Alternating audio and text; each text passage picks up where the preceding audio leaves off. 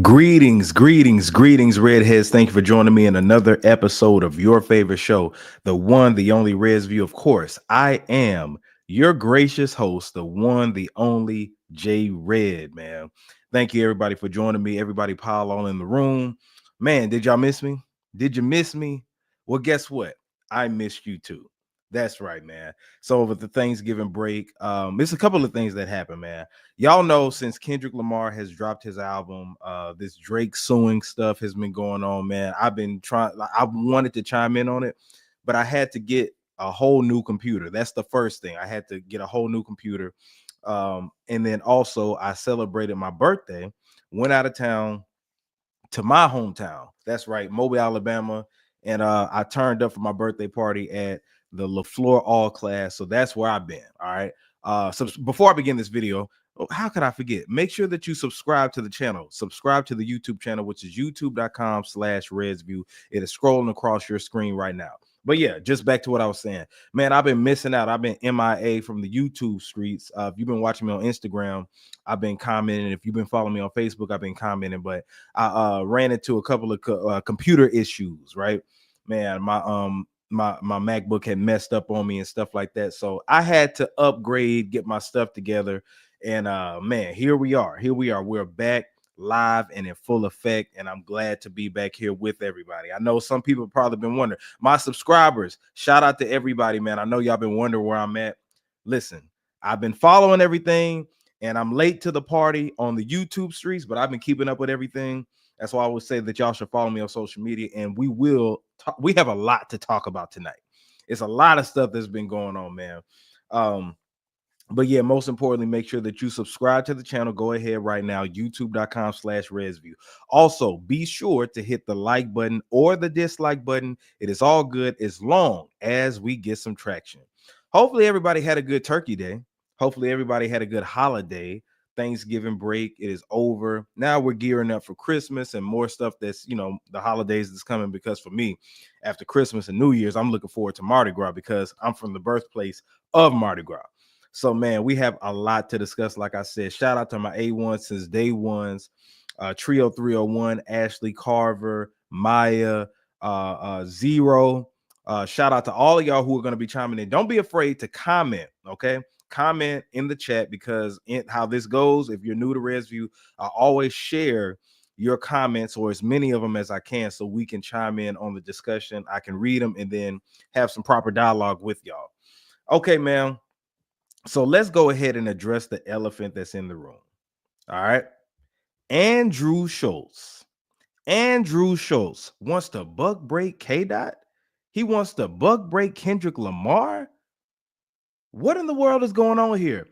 Andrew Schulz said that he wants to buck break Kendrick Lamar. So, in case you've been hiding under a rock, Kendrick Lamar dropped his latest album out of nowhere. It was midday a couple of weeks ago now. It's been 2 weeks now, I want to say, or almost 2 weeks. Yeah. So tomorrow will make 2 weeks. So Kendrick Lamar dropped his GNX album, and he named that after the car, the vehicle. I think it was only 100 or 300 vehicles that were made, the Grand National vehicles. So he dropped that. And on the first song, the opening song, I'm going to give my review about it as well. The whole album, loved it, by the way. But it's called Whacked Out Murals. Whacked Out Murals. And in Whacked Out Murals, he had a few lines in there that addressed a couple of people. He talked about Snoop Dogg. He addressed Lil Wayne. And I know you've been seeing the back and forth with him. But he also addressed Andrew Schulz, or what people are spectating that was Andrew Schulz. He didn't mention him by name, but he mentioned him in a bar that a lot of people felt like he was talking about Andrew Schulz. So I'm going to read off the lyric of what Kendrick Lamar actually said. He said, "Don't let no white comedian talk about black women. That's law. Don't let no white comedian talk about black women. That's law." So where that came from, a few weeks ago, Andrew Schulz was on his show. I forgot what podcast he does. I know he has one called Brilliant Idiots with Charlamagne the God, but he was doing his thing on his show. And it was some black gentlemen that were on there. Now, they weren't foundational Black American, from my understanding. They were from different backgrounds. I'll say that. So when he was on there, he was making jokes about black women. I can't remember the full clip, and I don't even feel like searching for it. I should have had it up, but he was joking about black women, dating black women, and was being very disrespectful. Now he was doing it in a jokingly manner, and he is a comedian, but he wasn't doing a stand-up special. This was just him conversing with other black men that were there, and when he was saying these derogatory things about black women, those men sat there and just laughed it off. They were laughing and laughing and laughing. And, quite a few people felt away about that. Quite a few people felt away about that, including Kendrick Lamar.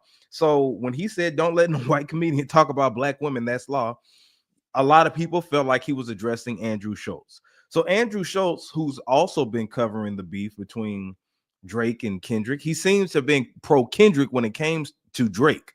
He admitted that Drake lost and all this other stuff, right? So he actually addressed Kendrick Lamar. And when he addressed Kendrick Lamar, he did it in a very disturbing manner. Okay. When I say bug break, everybody knows what that means. Everybody knows what bug breaking means. And if you don't, you need to Google it. But if you've been watching Red's View for a while, I break this down every once in a blue moon. I even talked about it. I think my last show I talked about this with Denzel Washington, how they had to bug break him recently. So anyway, with that means that the white male is showing dominance of the black man. So I'm going to play a clip of what was said from Andrew Schulz. What does this say? Hold on, y'all.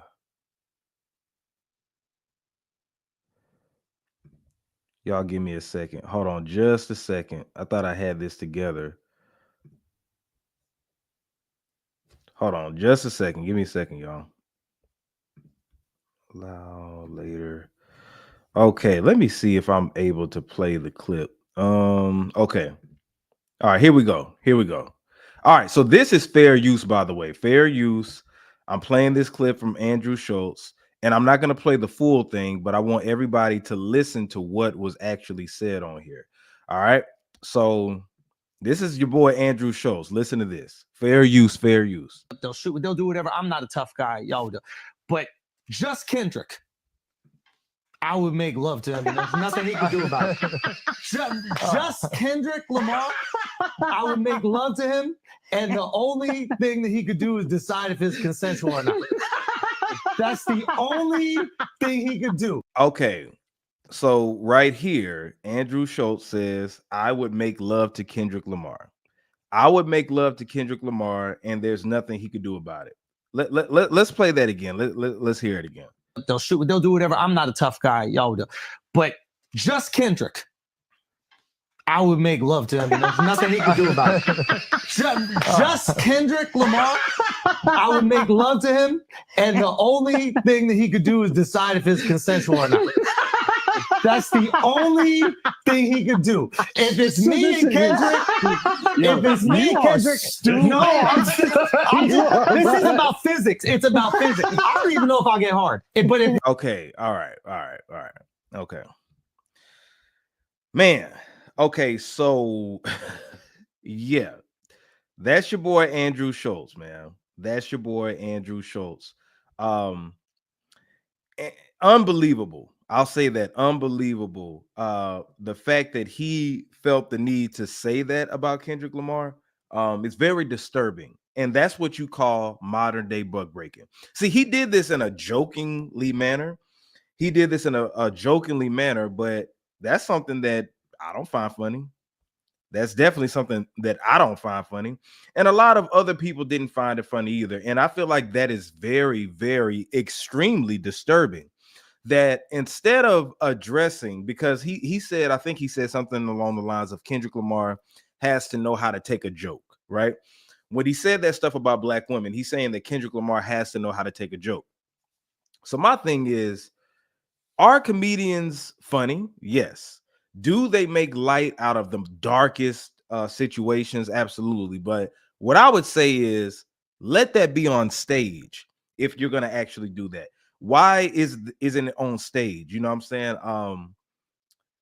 And because we make fun of white people, uh Hispanic people can make fun of different people, you know what I'm saying?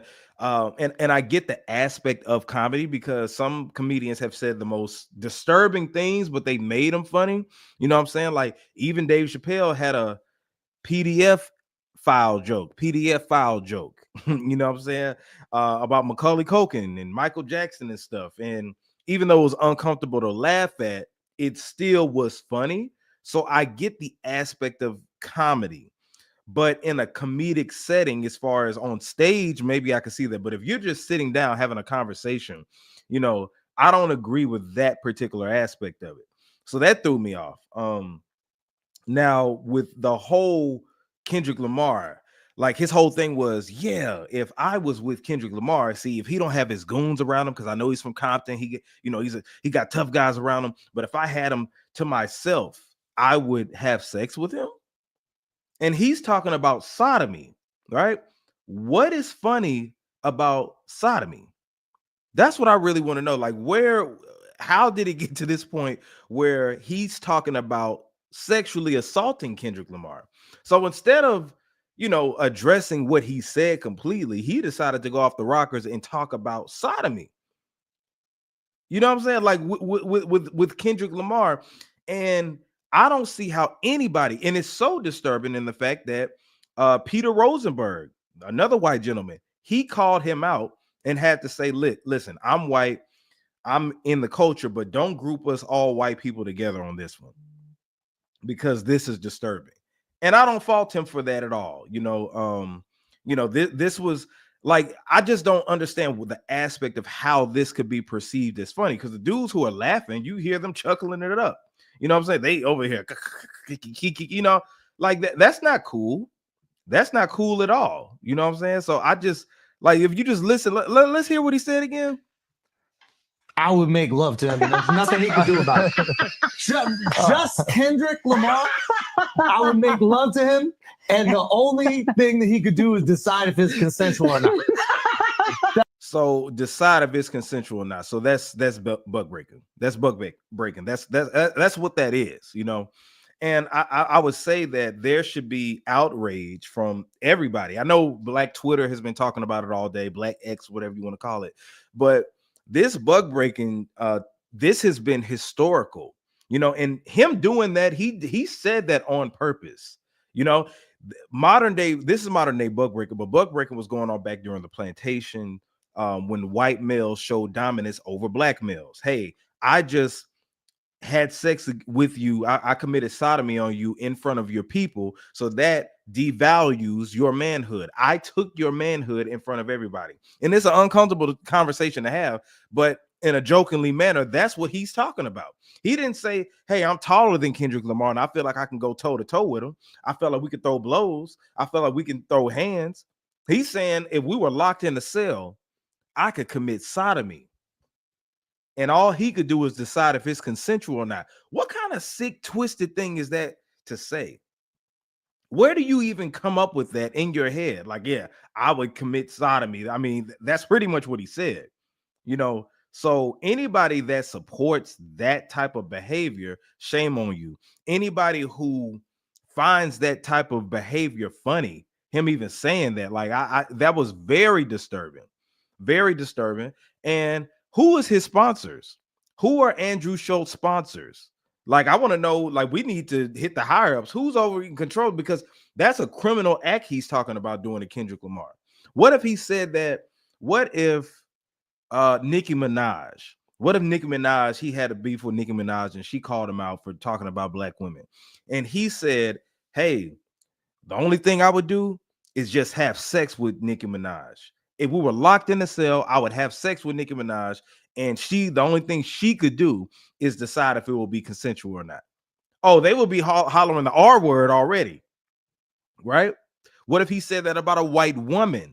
What would be the results of that? Because I've never heard nobody just say, you know what, to do my get back, I would just force myself to have sex with them. The only thing they could decide is if it's consensual or not. What? Like, really? So yeah, man. I mean, us as a community, we should be outraged. Kendrick Lamar, I'm quite sure he should be outraged and everything like that. But it goes from him just saying simply, hey, you shouldn't joke about black women, to you talking about, well, you can't handle a joke, and I may not be able to fight with you because you got your crew around, but I would just have sex with you. I would have you in a cell, and the only thing you could do is decide if it's consensual or not. Man, that is disturbing, and that's modern day buck breaking, ladies and gentlemen. I don't approve of that at all. Like that was very disturbing, man. So y'all let me know in the comments what you think about that, but I don't approve of that at all. I don't approve of that at all. And that was a very, very bad look. Shout out to everybody that's in the room. Make sure that you like, comment, subscribe to the channel, man. We're getting it in heavy tonight. So yeah, man. Let's move on from Andrew Schulz. Now let's talk about this GNX album. Let's talk about this GNX album. What'd you say? Is Charlemagne complicit? Good, man. I'm glad that you brought that up, Ricky. Listen, that's my homeboy Ricky, by the way. If Charlemagne the God, I'll say this right now. Let me go back to the topic, man. If Charlemagne the God continues to do business with Andrew Schulz, shame on him. I'm talking about he should be outcasted from the black community. I don't care if that's your friend or not. You at least need to check him. I need him to have Donkey of the Day on Breakfast Club. He needs to have a segment about this. We need to talk about all the mental health and stuff like that Charlemagne is on. Oh, Charlemagne, you need to address this. I didn't hear him talk about this on the Breakfast Club today, but that's your boy. If you get your black ass and show up on Brilliant Idiots without saying anything, you should be kicked out the black race, Charlemagne. Now, Charlemagne, I don't agree with everything you say. I'm supportive of the I watched the Breakfast Club. I've been following Charlemagne for years, but the reason that Kendrick felt like a lot of people felt like Kendrick was talking about you, Charlemagne. A lot of people felt like Kendrick was talking about you because let me keep reading the lyrics that came after that. He said, don't let no white comedian talk about no black woman. That's law. I know propaganda work for them, and F whoever that's close to them. That blank, that coon, that blank that been grooming, slide on both of them. So if you're skinning and grinning, and listen, Charlemagne, you're already on strike 1, 2, right? Because you didn't address him talking about the black women originally. And a lot of people felt like he was talking about you. So now, since he said this about Kendrick Lamar, what are you going to do to address that? What are you going to do to address that? Shout out to Lorenzo. You said Charlemagne's character changes to depending on who he's around. Exactly. Now, my thing, Lorenzo, is if he doesn't address nothing like this, that's a huge problem, a major problem. So I'm expecting Donkey of the Day, Charlemagne. If not, you cooning, fam. You cooning, fam. That's a real big issue. Real big issue. I couldn't be if that was my white friend and he jokingly said that, I don't care if he's a comedian or not, we would have to talk about it. We would definitely have to talk about it. So yeah. Let's move on, man, before I get mad. All right, so GNX album review. So Kendrick Lamar released his album. I know a lot of people have been listening to it, but guess what? I didn't do my album review from it, and I'm going to do it right now. If you have heard the album, please feel free to let me know what you thought about the album. To me, I thought the album was amazing. Nothing short but amazing. I've been listening to it nonstop. Even in my Apple Music, it's my top album of the year, and the shit just came out 2 weeks ago. You know what I'm saying? Like, it hadn't even been 2 weeks. I think it's just been in like a week and a half. Well, tomorrow it'll be 2 weeks. So within 2 weeks out of this whole year, GNX is at the top of my album list in Apple Music. I've been listening to it nonstop. I like every song off of this album. The only one that I'm looking at that has to grow on me is GNX. I wasn't really fond of it when I heard it the first time, and I tried to listen to it again, and it's starting to grow on me a little bit, but it's so unorthodox that I don't know. But everything else, man, he starts it off with Whacked Out Murals, the one I was just talking about. Dope beat. Goes in a Squabble Up. That's been the most anticipated single because it was on Not Like Us, the video. So everything, it lived up to the hype, debuted at #1. The whole album debuted on the Billboard charts, but on the Hot 100. But Squabble Up debuted at #1. Luther Come on, man. Luther is one of the jams that are on there. It sound man, the hook that him and SZA did together, that sound like some shit from Disney World. It sound like some like a Disney movie or something like that. So I enjoyed that. Man at the Garden. Oh my god, bro. Man at the Garden was like the 2020 version of All I Need Is One Mic. They sampled the same record with the Phil Collins Field in the Air. Introspective track. Hey Now, dope, energetic. This whole album is very energetic. It got some songs. The thing I like about this album, I feel like the most, is that Kendrick did. This was Kendrick shut the haters up album. Kendrick shut the haters up on this. But before I get to that, Reincarnated, love that. That's the Tupac sample. He embodied Tupac at the end. It was himself talking to God. Crazy conversation. It was dope. TV Off. That seems to be the fan favorite for the Super Bowl. I can't wait to see him perform that at the Super Bowl. That whole mustard, phenomenal song, man. Shit getting crazy, scary, spooky, hilarious. Lefty Gunplay, he was on that one. Dodger Blue. Arguably, I ain't gonna lie to y'all, man. Dodger Blue with Wally the Sensei, Siet 7X or whatever, and Roddy Ricch. That might be my favorite song from the album. That's my vibe. It reminds me of like a 2024 version of Computer Love. Man, this another one that might be my favorite. Peekaboo. When I first heard this, I was like, what the hell? The Peekaboo, you know? But what they talking about? They ain't talking about nothing. What they talking about? They ain't talking about nothing. Like, I was just what? But bro, after the second time I heard it, catchy as hell. I can't get this song out my head, just like I can't get a lot of these other songs from the album. Heart Part 6, the ultimate disrespect to Drake, because Drake disrespected Kendrick by naming his last diss song the Heart Part 6. So Kendrick acted like that didn't even happen, and he did the SWV sample that Pharrell and Chad Hugo, the Neptunes, they actually produced that. They produced it and wrote it. So that, I think that was another stab at Drake. GNX, I told you I felt about that. And Gloria, perfect way to end the album. Gloria, incredible. This is a dope body of work. This is a dope body of work. And I know people were trying to say, man, this is a mixtape or whatever, because, and they feel like another project is dropping. Because they said it was a mixtape doesn't mean that it's not a good album. It's just not your traditional Kendrick Lamar album. To me, what I said when I'm saying that this is his hater shut the hell up album, because what was the narrative being thrown? The narrative being thrown was that Kendrick isn't a hit maker, right? Even though that was cap. Kendrick can't make songs for the club. Drake makes songs for the club. Drake makes something for everybody. Drake makes stuff you can dance to, right? Kendrick you have to be a scholar to listen to him. You have to be in the mood to listen to Kendrick Lamar. All that stuff, right? He didn't. What was another narrative? He don't put the West Coast on. He used the West Coast just to have them on stage and to win the rap battle, catering to the Cali sound. But he's never done the Cali sound before. The Bay, he took from them. ... Right?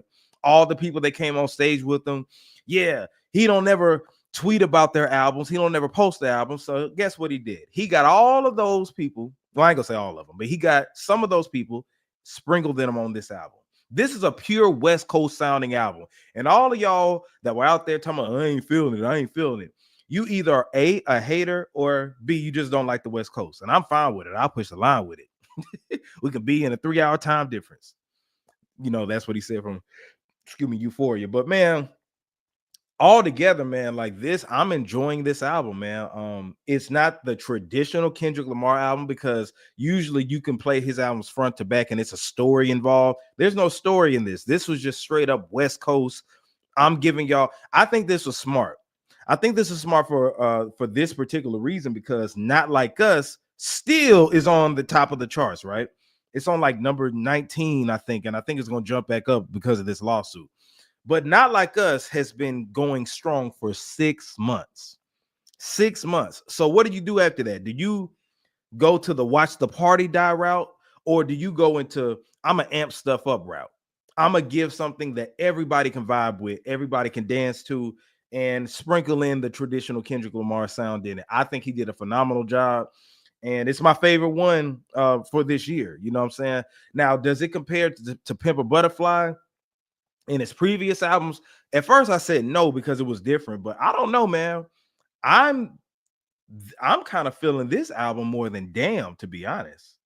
I'm just being honest, man. I think I'm like now To Pimp a Butterfly. I don't think he can make an album that can top that one for me. I don't know. He could. To Pimp a Butterfly is one of not only my favorite Kendrick album of all time, but it's one of my favorite hip hop albums of all time.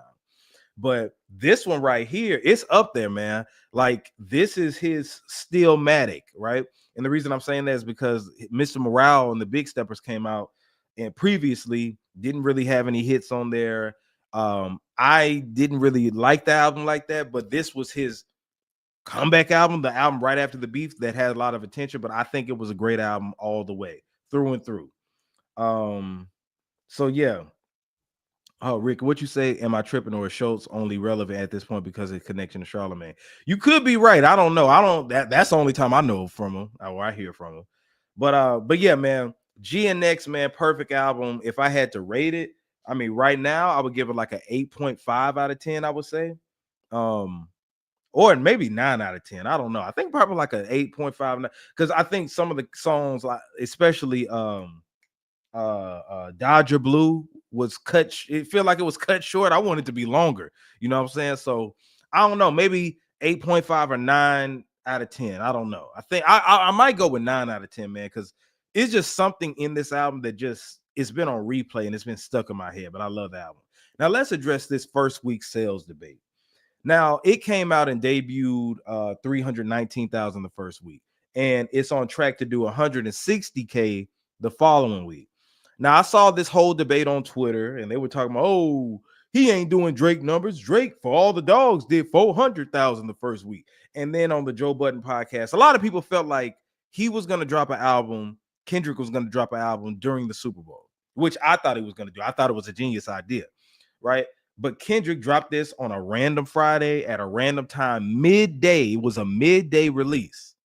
So if you drop it midday, you're already kind of messing up your sales anyway, because typically if you drop it at midnight, you're getting all your streams from that day that the day begins all the way up until they stop tracking the data for that week, right? So he did this midday out of nowhere, no promotion. He just dropped, I remember I was working, he dropped a teaser video, and that song that was on there wasn't even on the album, but he dropped a teaser video. And after he dropped that teaser video, like the album was out. I looked up, I said, oh shit, the album. I thought GNX was just, okay, this is the album that's coming. But no, he dropped the album and it was midday. People were at work and couldn't listen to it all the way. So I say all that to say, for those who was thinking he was going to do 600K, could he do 600K the first week? Absolutely. But I think he would need some promo, or at least he should drop it midnight Thursday, not going into Friday, if he's going to do that. And some people are speculating that he has another album on the way. Lefty Gunplay says something about Kendrick having a deluxe version of GNX coming out of part 2. I don't know, but we'll see. But I know with him releasing this project, he has some songs to do, more songs to do at the Super Bowl that I would want to see. And speaking of the Super Bowl, man, Kendrick announced that he's doing a joint tour with SZA. Him and SZA are going on tour, and they're doing a stadium tour. It's called the Grand National Tour, and I think this is nothing short but of amazing.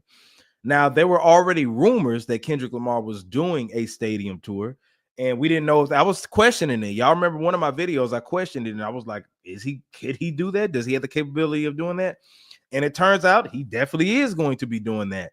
And it's crazy because a lot of people were talking about he has a date in Toronto, right? At the one of that stadium. I forgot what the name of that stadium is, but the Blue Jay Stadium, I think that's what it's called. And a lot of people were like, Drake ain't gonna let him do that. Drake is gonna have that canceled and all this other stuff. Well, guess what? Kendrick Lamar just announced that he has a second date. He's in such a high demand right now. He has 2 dates that's going to be in Toronto. Two in LA as well. But the most important one I saw is 2 in Toronto. So people are speculating that, you know, he's putting himself in harm's way, putting himself in danger by being on Drake's territory. And all I got to say is we shall see. Obviously, the people want to see him in Toronto. Drake don't have that much pull to make people in Toronto not like Kendrick. Not like GNX, the album just came out and it debuted at #1 on the Canadian charts. Not Like Us was #1 for weeks on the Canadian charts. I even saw video of people playing Not Like Us in the mall in Toronto. So just because you're from, and people in LA and Compton may listen to Drake music. You know what I'm saying? So you can't stop a whole region from liking somebody or a whole city from liking a artist, right? Unless he just said F that city or something like that. So yeah, it's gonna be interesting. But he has 2 dates. Now I'm gonna get my tickets. He will be in Atlanta at the Mercedes-Benz Stadium in April. So I definitely got to check that out. I can't wait. I think this is going to be phenomenal because, and I think the reason he is doing stadiums with SZA, and I saw that too. A lot of people were like, "Oh, he got a tour. He got a tour of somebody to do stadiums." You're damn right he does. I mean, it would make sense because rappers aren't traditionally known for being able to do stadiums. Stadiums are huge. You talking about arenas? Arenas are big too. Don't get me wrong, but a stadium, man, they play football games in stadiums. Beyonce, that stadium, right? Janet Jackson from back in the day, Michael Jackson, that stadium. I think Beyonce is one of the only few artists, and Taylor Swift, that can do stadiums. Everybody can't do a stadium, but with Kendrick Lamar's history of having, he has the highest grossing solo hip hop tour. And I say solo because Drake has the highest grossing hip hop tour, but that's also, he had 21 Savage, he had Drake. He had 21 Savage, he had J. Cole, and other people that popped out that were on the bill. So Rihanna and Eminem, they went on the stadium tour, but Rihanna and Eminem, of course, they can do that. With Kendrick Lamar and SZA, I mean, that's just what it is. I mean, could he do it by himself? I don't know, but that's why it's important to have SZA on there. So yeah, there's nothing wrong with that, and he wants to make the most of his money, so I get it. But the people were saying that he needs SZA. I mean, yeah, it is what it is, but it's not like SZA is a bigger star than Kendrick Lamar. This man is going on a historic run right now. He's going to perform at the Super Bowl with a current music. Think about this, y'all. Super Bowl, usually that's for nostalgic acts. When the nostalgic acts, even if they're relevant, they're going to come on there and do their old material, typically, right? But with Kendrick Lamar, he has new music. He's a current artist that is having it's crazy. That man has been in the game for close to 15 years now. And he's on his biggest lead. And it's crazy this deep into his career, but you got to remember that, man. So him performing at the stadium, at the Super Bowl, will allow him to get these tickets sold at the stadiums. Now, he doesn't have to sell out the stadium either. I want people to realize that, because I know what Drake stands are going to do. I already saw Maul say some dumb stuff today from Rory and Maul. Maul said, listen to this, y'all. Maul said Beyonce, because she's performing. Is she performing Christmas Day? She's performing at an NFL game soon, a halftime show. That fool said that Beyonce is going to draw more viewership at her halftime performance at a regular NFL game opposed to Kendrick performing at the Super Bowl. Maul said this. Delusional. Either he's delusional or he's just doing it for clickbait, but that's what this man said. So yeah, man, a lot of people, they're gonna find something to hate about. So even if Kendrick doesn't sell out the dates, I just hope nothing gets canceled. But if he don't sell out the dates or one of the shows, they're gonna have something negative to say. So Kendrick's gonna keep the haters Kendrick's gonna keep the haters hating, and he's gonna keep the haters talking. So I can't wait for that. Now let's move on and talk about your boy. Man, oh man, let me take my sip of water. Let's talk about your boy Drizzy. Drake's rap career, is it over? Is Drake's rap career over? Now, why are you saying that, J Red? Well, the reason is because like I know, Drake has filed, he filed a petition to file a lawsuit on Universal Music Group. And I've been sitting back watching. I haven't been able to do my podcast because of the computer issues, but now that we're back, we're talking about it, right? I want people in the comment section to tell me how they feel about Drake's petition, his lawsuit petition. I think this is the corniest thing I've seen in hip hop. I think it's the lamest thing. And the reason I'm saying that is because Drake didn't grow up in our culture. Now, Drake is a phenomenal artist, one of the greatest of all time, no doubt. but you can't change the rules, and you can't make hip hop what you want it to be because you didn't come from it. You didn't come from it. You're Canadian, right? So you filing this lawsuit is crying foul because if Kendrick Lamar would have lost this battle, do you think Drake would be filing any type of defamation lawsuit? Do you think he would be filing any lawsuit going in on his label? Do you think that would happen? So anybody who's justifying it, because it's really been irking my nerves to see Maul and Rory and academics and different people create these false narratives. Y'all stop it. Cut it out. This whole thing of Drake is suing Universal Music Group because he wants to help benefit other artists. He wants to fight for the artists. When the hell has Drake ever fought for anybody but himself? When it comes to the artist, he's featured on other people's stuff, but when has he ever said, you know what? People are using payola, people are using bots, because these bots that he's talking about, this just hadn't been happening now with this whole Kendrick thing. This has been happening since streaming was created.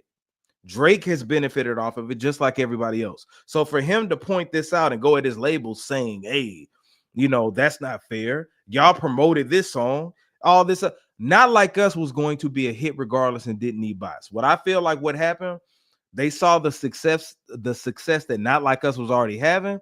And did they probably do payola? And did they probably put extra money behind it? Yeah, probably, because that's what labels do. They've done it for Drake. They probably did it for back-to-back. Streaming was out back then, right? So this whole thing to where I've heard these narratives of Drake is in renegotiations with his label. Bro, that's not in the lawsuit. Drake himself has never said that. Drake has never said, hey, y'all, I'm in renegotiations and all. That's a lame narrative that academics and Maul are pushing to not make this look like an L and make it look bad. That's all that this is. This is ridiculous. This is not hip hop. You know, now to play devil's advocate, would I want to be called a pedophile? Oh, no, absolutely not. I could understand how Drake feels with that, but you shouldn't have engaged in battle. And I heard Charlamagne say this the other day that if anybody wanted to file a defamation lawsuit, it could be Kendrick's fiance, Whitney. She was drugged into this and she's a civilian. But it's a lame move on Drake's part. And the reason I'm saying his rap career is over is because two reasons. Two. One, he's lost any respect that he had hanging from the hip hop community. He's lost it. Now, to the pop world, maybe not. To white people, maybe not. But to the hip hop culture, the hip hop community, oh, I can tell you he lost all my respect. I thought Drake, despite him being light-skinned, despite him being Canadian, despite all the weak stuff that we say about him, he always stands up for himself in battles and does a good job overall. He takes shots at people. We may not like the way he does it, but when anybody's challenged him, he stuck up to the plate, right? But with this particular situation, he lost, and now he wants to cry foul. So from the hip hop perspective, how can you respect somebody like that? And I don't want to hear that money talk, man. You're not a millionaire, so you don't know how millionaires are. Well, guess what? He became a millionaire from rap, and that's what we're talking about. So he already lost the community with that, the hip hop crowd. I can't take his tough guy talk any serious. I can't take his music serious anymore, to be honest. Past music, yeah. New music, no. So he put a dent in his career right there. Also, number two, when you think about the whole aspect of him going at Universal, and I'm going to go in on that in a minute. Going at Universal Music Group is insane. Because if you're going at your label, because that's the parent company, him and Kendrick, if he's going at the label, how does he expect to have any promo or for them to even push anything of his any projects that he has, right? How can he expect that? And the reason I'm saying that is because that's the label, that's his distributor. They help promo Lucian and all them people, they help him out. So now that you're calling them out for illegal practices, that's what all the labels do. So you're going back and calling them out for something that's secretive that nobody's supposed to say. And you expect them to still want to work with you? And I mean, you're gonna get blackballed from that. You know what I'm saying? Because you're calling out what all of them do. Everybody knows that, but it's benefited you, Drake. So I guess from my perspective, I'm looking at it like, okay, Drake probably knew that his career. See, when Kendrick defeated him, that didn't mean his career was over. It just meant that, hey, for this time being, it's not gonna be what it used to be. Meaning that those songs that he just threw out there like that, they didn't stick because Kendrick is the MVP right now, right? Drake has been dominant for so long, but they want to hear other people now. They want to hear Kendrick Lamar. He has the wave. Drake has been stale, and I've said this numerous times. Drake, album-wise, has been stale since Views. Now, he's made good music since then, but his albums have really not been worth listening to for real, outside of Scorpion. But he's been stale, right? The last big notable song I can think of is like God's Plan, and that was Scorpion. But the thing is, going back to my 2 points, the hip hop community ain't gonna take him serious no more because he looks corny, and the label isn't going to push him anymore. So that's why I feel like Drake's rap career is over. I think it's done. I think he knew that when he saw that he wasn't charting the same. The Sexy Red single didn't, like that You My Everything single didn't pick up like he wanted to. The No Face record, all the 100 gig stuff, it didn't pick up. And I think he's been afraid to really drop. You know, I think he's been afraid to do that because he doesn't want to look weak. You know what I'm saying? Now, I felt like if Drake put out an album today, yeah, it'll go #1. But will it be as high as it was? Because it's not cool to like Drake. So I guess what he did is just go kamikaze on everybody. Okay, y'all gonna do that to me? To me, I'm finna call out everybody. And I don't think that Universal did anything to try to sabotage Drake's career because they didn't want to give him more money. That's just a BS narrative to cope and make people like Maul and academics and Drake stans make them feel better about themselves. Because it's no matter what Kendrick, anything but Kendrick won the battle. Fair and square. Anything but Kendrick made the better music. Anything that Kendrick was better lyrically. Anything but that. You haven't heard none of them say that. You cannot like the songs, but you know that Kendrick overall did the better job than Drake. He was the better man. Get over it. I'm so tired of it. But me, man, like I said, I think that Drake would have been cool had he just stuck to his guns, maybe appeal to the hip hop crowd, the urban crowd that have always wanted. Me, I've always wanted just a Drake album pure of just hip hop. I didn't want a Drake album mixed with any pop music, all that stuff that he does. That's why I feel like he doesn't make good albums, especially hip hop albums. I've always wanted that for him. So, or from him rather. So I feel like he could have did that. He really could have did that, but he chose not to do it and go another route and be a hoe, as Charlemagne said. So yeah, thumbs down from me. And I don't respect Drake as far as the hip hop perspective of it. And I think that his rap career is done. And I think he knew that. And I said my 2 points. This isn't me hating. This is just you going at the label that's supposed to put your stuff out. And then you, what's my other point? Him going at the label and also him losing respect from the hip hop community. And it leads me to this. Going at Universal Music Group, a conglomerate like that, we've seen what happened when prominent black men go at big established companies. Is Drake about to get diddied soon? Is UMG gonna diddy Drake soon? Now, when I say that, okay, I know Diddy is a freaky dude. I know he's a freaky ass nigga, 69 guy, whatever you want to call him, right? But what led up to Diddy doing this jail stint that he's doing right now? I mean, he hasn't been fully prosecuted. He hasn't been sentenced or nothing like that. Trial hadn't even started, but he's been in jail. What led to all this? Him suing the parent company of DeLeon, the racial discrimination lawsuit. When he won that, went for the big wolves, the big fish, look what happened. You seeing all these allegations, the video of Cassie and all that. So me, and this is me just saying based off of what history has shown us, Drake going at them not only is going to blackball Drake, but I feel like they're going to pull out some tapes on Drake. See, when you're in that industry and you're an industry darling and they prop you up, they have something on you. So all these allegations, and if they don't have nothing on you, they'll make something up. We've seen it happen to prominent black men. Bill Cosby, R. Kelly. Now, I'm not saying they're not guilty of doing what they did, but what are they in jail for? So with Drake, all the stuff you've been hearing about the PDF file, you know what I'm saying? All that stuff that you've been hearing about him messing with young girls, don't be surprised since he's going at Universal, calling them out, exposing them, going at them. They're like, oh, you still a black man at the end of the day. Negro, what is wrong with you? I have a strong feeling they're going to sabotage Drake. And I'm not talking about his rap career. I'm talking about his livelihood. You know, you're going to start hearing about maybe some girls coming out saying I was uncomfortable at Drake's house type of deal, huh?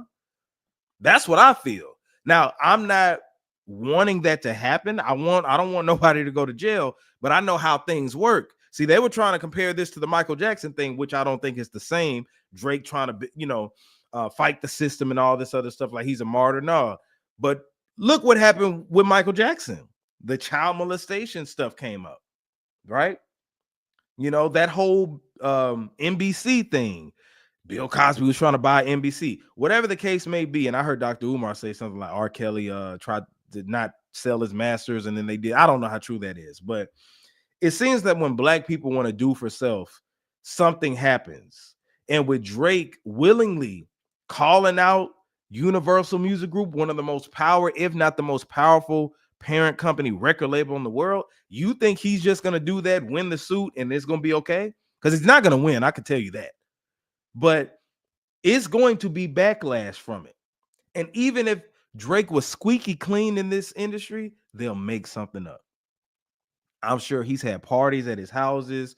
I'm sure he's had sex with different women. Whatever the case is, all they have to do is say, hey, I felt uncomfortable. Hey, he R-worded me. Something. So I don't think this is going to end well for Drake. And I was thinking like, what was he thinking while doing this? Now, you hear about artists going at their labels all the time. Ari Lennox called out her label. But when you call out your label for not promoting you, that's one thing. If you're calling out your label for not giving you money, that's one thing. Taking them to court, that's one thing. But to call them out for something that's not supposed to be talked about and something that benefited you and it's illegal and putting them out like that, oh, you're a rat. Now they got to go through investigation and stuff like that. And you blew up the spot. You made the block hot. So I don't really think it's going to end well for Drake. And when I say Diddy, for example, that Cassie video, they held on to that video. That video was back in 2016. But what they did is they released that video just so everybody could paint Diddy as this bad, pathological liar, this abuser, this evil boogeyman, which he is for beating on Cassie. But what's the reason they did that? They did that so the jurors, whoever the future jurors are already tainted in the mind to pay him out as the bad guy just for this trial. So with Drake, man, I just think that that's going to happen, man. And I question the route that he took because I don't feel like see, the thing is, a black man from America and our culture, we would think twice about kind of doing it that way. But I think with his privilege, the privilege that he thinks that he has, I don't think the boy is thinking straight. So let me know in the comments what you think. Do you think he's going to get Diddy? You know what I'm saying? Now, I'm not saying they're going to try to kill him or nothing like that. I'm just saying, like, I think they might try to get their get back. And when those powerful people get their get back, oh, Drake, we got a whole bunch of receipts on you, Playboy. You know, that's what they do. They keep track of everything, even things that you don't think that they would do. They keep track of all that. And it comes back to bite you in the ass. So y'all better pray for your boy, man. I don't know what made him do that or go that route. I just don't think it's wise. I don't think that was wise, and I don't think that it's going to end up well for Drake in the long run. So y'all let me know in the comments what you think about that. Let's move on. So J. Cole, I say this. J. Cole made better mixtapes than albums. J. Cole made better mixtapes than albums. Now, what are you talking about, J. Red? What I'm saying is J. Cole recently put out the Inevitable podcast. And in the podcast, he's reflecting on his past, his musical past, his climb up to when he was signing with Jay-Z, put out the come up, put out the warm up, Friday Night Lights, all that. I haven't had a chance to check it out. I will eventually, but what he's been doing is this whole nostalgic approach before the fall off, which is genius. You know, I've said this before that this was his marketing plan, and I think it's genius to do this. But one thing he's been doing is releasing his mixtapes on streaming platforms. That's something the fans have been wanting for a long time, but it's a difficult task sometimes to do. So with him putting these mixtapes out, and I've been loving it, man. He's bringing me back to my college days when I was riding around Jackson State in my hoopty, listening to Friday Night Lights, man. Great body of work. And the reason I say that is because with those mixtapes, you got the full, authentic J. Cole. That J. Cole wasn't trying to work on making hits. That J. Cole wasn't trying to impress a record label. It felt like the J. Cole was trying to address his fans. His fans were the record label. The Come Up, the Warm Up, and Friday Night Lights are classic bodies of work. But I feel like his best body of work is Friday Night Lights. I haven't heard an album yet. The contender is 2014 Forest Hill Drive, but the hunger and the passion that he had on Friday Night Lights, you could feel that hunger. You could feel that pain and that hurt from being broke for so long and trying to make it, and the hustle that he was doing. You felt all of that. You felt more of the soul in it. You got that feeling from some of his other albums, but it felt like he was trying to impress the label and different things like that. So I've been a J. Cole fan since he's came out, and I like my favorite album for him, of course, is 2014 Forest Hill Drive. But it feels like all his other albums don't really have that good replay value like that. Now, his first album, I really don't even really count that as his first album. Born Center was cool for the time, but it didn't age well, in my opinion. Forest Hill Drive, still good. A lot of people feel like that's a classic, but For Your Eyes Only, who goes back and listens to For Your Eyes Only? Be honest. There's only one track I would go back to listen to on there, and that's Neighbors. KOD started off cool, but overall didn't have good replay value. And then after that, the one that he's in front, I always forget the name of this album, where he was in front of the basketball court and it was on fire. What was that album, man? Y'all know what I'm talking about. Whatever it was, it sounded like a mixtape to me. I didn't really like it when he tried to adapt to the whole sound of what was out, like the Young Thug and the Lil Baby, all that stuff. So yeah, I say that. I think that Friday Night Lights is the best J. Cole project of all time. All together. That don't have no skips, period. Now, Forest Hill Drive, I got to go back and listen to see if that had skips. I think it had maybe a couple, but altogether, that was a great album. But I'm telling you, man, Friday Night Lights and the Warm Up, for sure, those two, classic. And I think that he makes better better mixtapes than albums. Now, also with J. Cole that's coming up, he has an unreleased song, allegedly. Well, I know he has an unreleased song with Bone Thugs, but this is on the way. There's an unreleased Bone Thugs and J. Cole track that is on the way. And the reason I'm saying this is because J. Cole is re-releasing 2014 Forest Hills Drive. And he's re-releasing it on vinyl and CD. And each one of those, the vinyl and the CD, have unreleased music that he recorded but never made the album. I knew back in 2013, 2014, he was working with Crazy and Busy Bone. They were in the studio. I even think I saw some pictures of him, and I heard him talk about it, saying, hey, being in the studio with them, I learned how to kind of stack my melodies, my harmony hooks and stuff like that. And I always wanted to hear that track, and everybody was saying that was going to be on his album. Never happened because he did that whole album with no features. I went double platinum with no features type of thing, right? But what I saw is Bone's longtime manager, Steve Lobel, shared in his story. He shared the J. Cole album, he like the bonus tracks, and he had the eyes looking like that. And then he had the bone emojis on them. He had the bone emojis.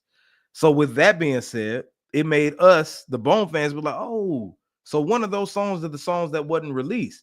And I'm assuming he didn't put featuring Bone Thugs because he didn't want to let the cat out the bag. He's probably thinking of us, some of us didn't remember. I remember. And that's what I was thinking of. I've always wanted to hear that track. So I don't know what it's called. Steve Lobel didn't say what the track is called, but you can look forward to hearing that unreleased Bone Thugs and J. Cole track. I know it's Crazy Bone and Busy Bone. I can't wait. I'm amped because I know at that particular time, J. Cole was my favorite rapper, I want to say. And then afterwards, Kendrick Lamar became it when he put out the Pepper Butterfly. But be on the lookout for that. I forgot what date that's dropping, but he's re-releasing Forest Hill Drive on vinyl, and one of those bonus songs is going to feature Bone Thugs. Allegedly, we'll see what happens. Now, this is the last thing I want to talk about, fam. That's the last thing I want to talk about. Tank, the singer Tank, calls out homophobia from black men. So let me share y'all what Tank was saying, man.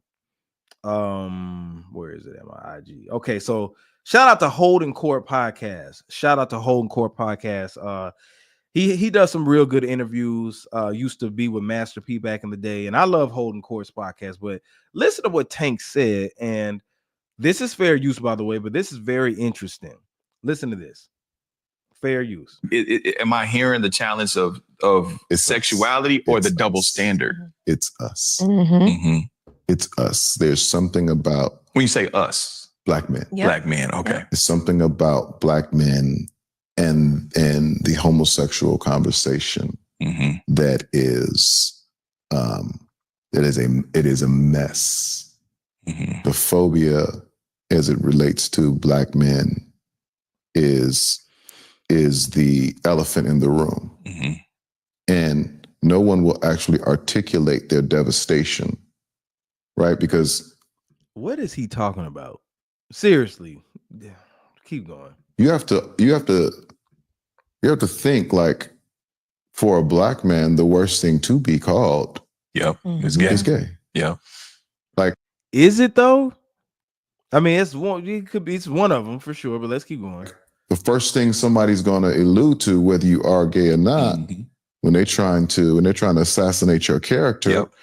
or get off the highest joke imaginable, Yep. they're going gay first. Gay or snitch. Mm-hmm. Or broke, Yeah. right? Or broke. Yeah. But But gay That's being number one. Is gay number one? trying to figure out how to make you gay Yeah, is at yeah. the top of that list. that's a fact. So Is that black men that do that, or do black women say that? I'm trying to figure this out. it stems from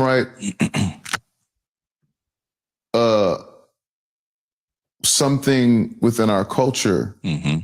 that has created this stigma Yeah. that is the somehow there's a program to make black men gay. Like you Yeah. see it everywhere. Yeah, for sure. He's talking about the agenda. There's an attack on Yeah. There's an agenda. strong Yeah. black men. Mm-hmm. But who's the attack coming from? Did he really just ask that question? There's an attack on black men. There's an agenda on black men, but where is it coming from? Mm-hmm. Do you believe there's an attack? How? No, I'm asking. Do you believe Again, that's my answer. Oh, how? How? Well, I think as people say it, through media, through fashion, through Yes. what's acceptable. Because To who? like if you think about it, back in our generation, we're this exact same age.